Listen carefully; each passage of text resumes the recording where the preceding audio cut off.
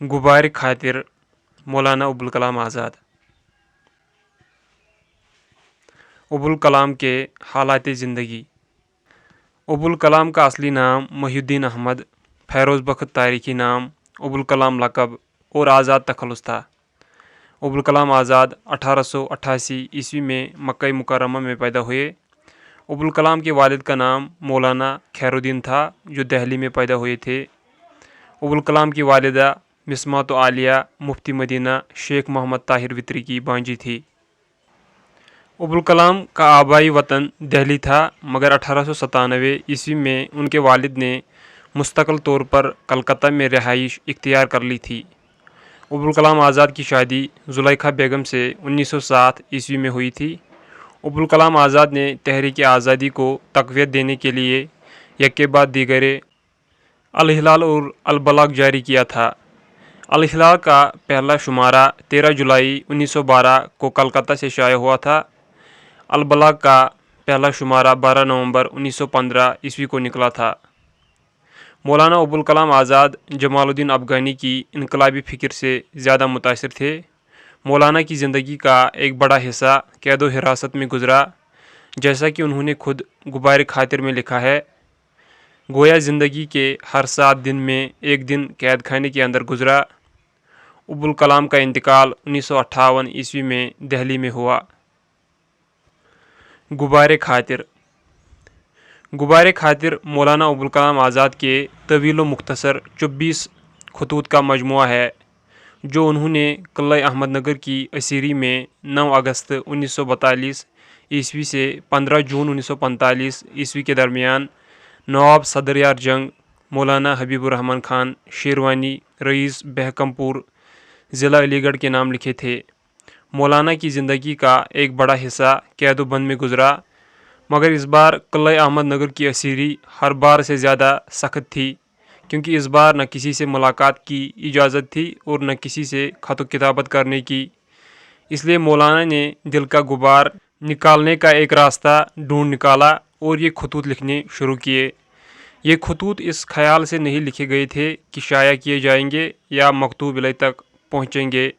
एक ख़त में शेरवानी साहब को मुखातिब होकर फरमाते हैं, जानता हूँ कि मेरी सदाएँ आप तक नहीं पहुँच सकेंगी, ताहम तबा नाला संज को क्या करूँ कि फरियाद व शेवन के बगैर रह नहीं सकती। आप सुन रहे हो या न सुन रहे हो, मेरी ज़ो की मुखातिबत के लिए ये ख्याल बस करता है कि रोए सुखन आपकी तरफ है। गुबार खातिर को पहली मरतबा मोहम्मद अजमल ख़ान ने मुरतब करके एक मुकदमे के साथ 1946 ईस्वी में शाया किया था। गुबार खातिर के तमाम खतूत में आज़ाद ने शेरवानी को सिद्दीक़ मुकर्रम से मुखातब किया है।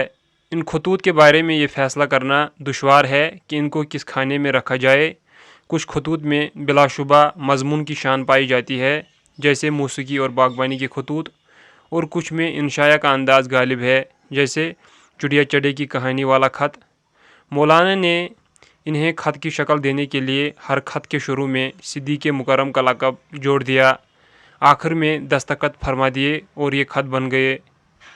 गुबार खातिर में मौलाना ने मज़हब, फ़लसफ़ा, तारीख़, सीरत वगैरह को मौजू बनाया है।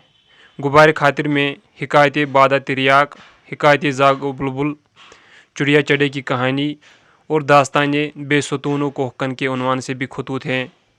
गुबार खातिर के 2 खतूत में आज़ाद ने खुदा की हस्ती पर भी बहस की है।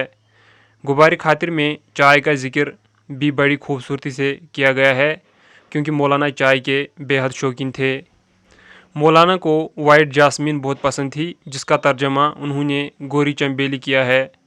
मौलाना के तर्ज तहरीर में अनोखापन, शहरियत, आलिमाना संजीदगी और दूसरी खसूसियत मुस्लिम हैं, लेकिन इससे इनकार नहीं किया जा सकता कि अरबियत के गलबे की वजह से कहीं कहीं इबारत गिरामबार नज़र आती है, कहीं कहीं सादा व सहल ज़ुबान भी इस्तेमाल की गई है।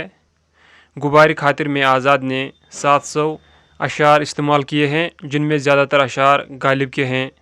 गुबार खातिर में मौलाना ने शेरी वसाइल जैसे तशबीह व इस्तारा, मजाज व किनाया, तजसीम, लफ्ज़ी व मानवी सनाया का खूब इस्तेमाल किया है।